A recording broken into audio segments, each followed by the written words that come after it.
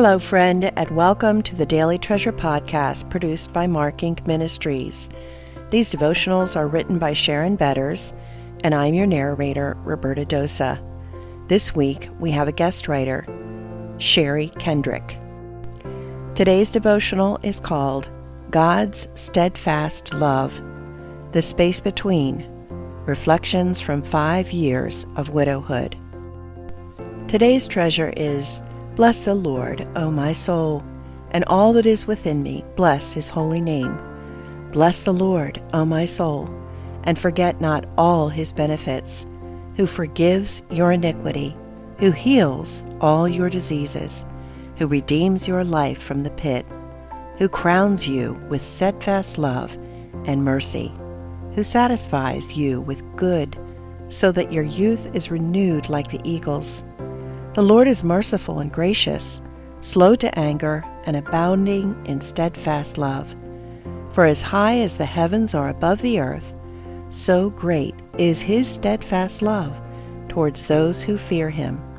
Psalm 103, 1 through 11. It has been 5 years since my pastor husband went to be with Jesus.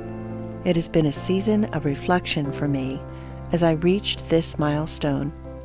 When I meet new people and they ask about a husband, I respond to them warmly.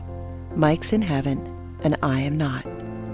To myself, I have named this season of my life the space between, the time between when Mark went to heaven and the day I will worship Jesus with him there.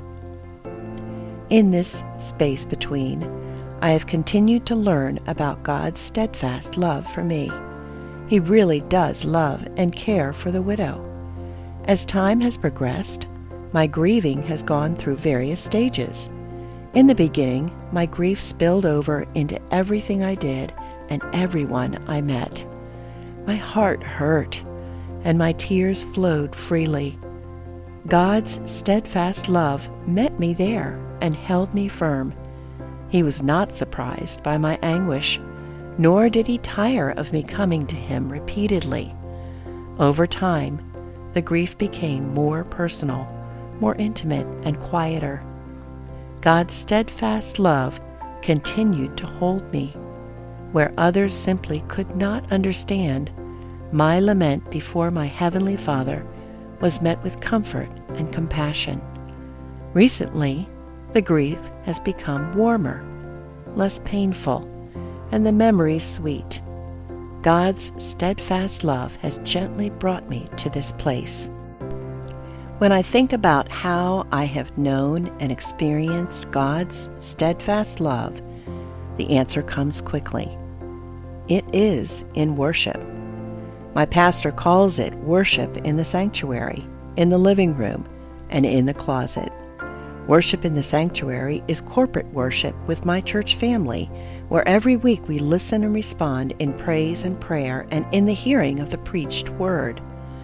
My pastors are faithful to the word, and every week point us to the redemptive truths of what God, through Jesus, has done for us.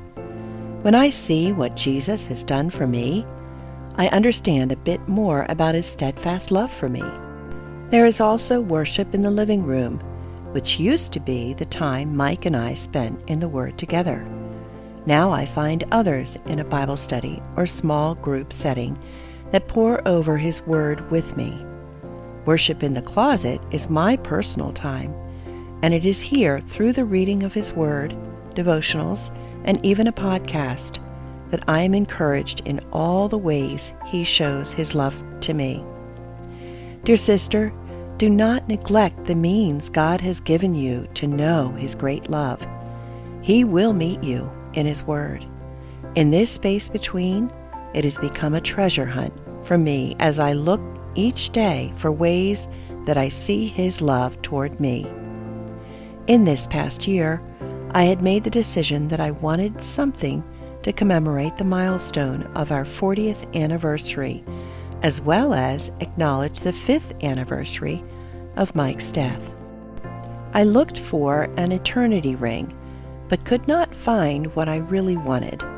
In April, I went on a tour trip to Israel with my mother-in-law and my church family.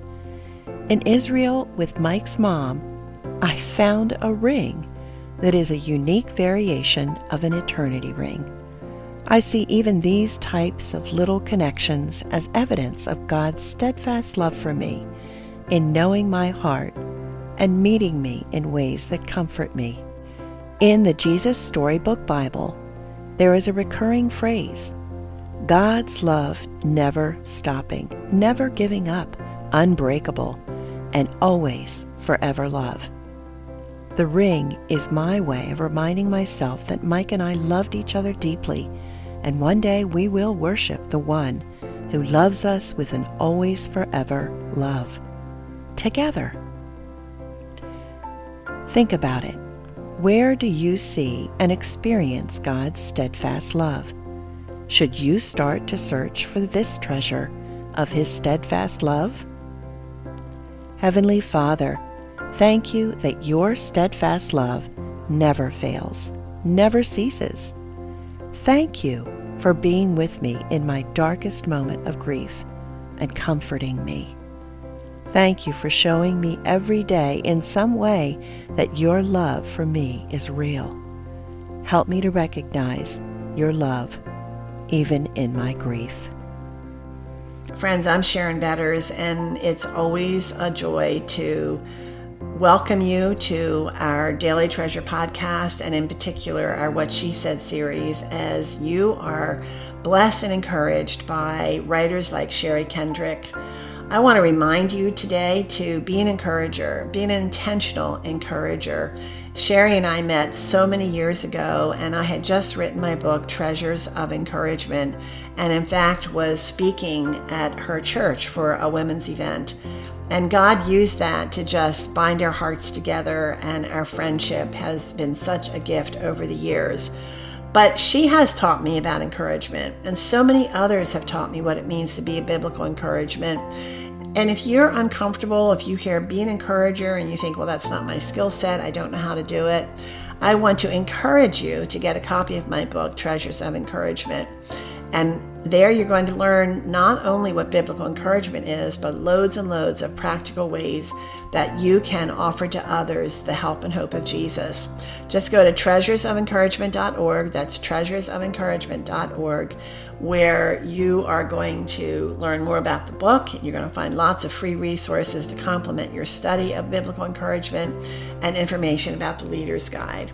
I'm Sharon Betters. Thanks so much for joining us, and I look forward to being with you tomorrow.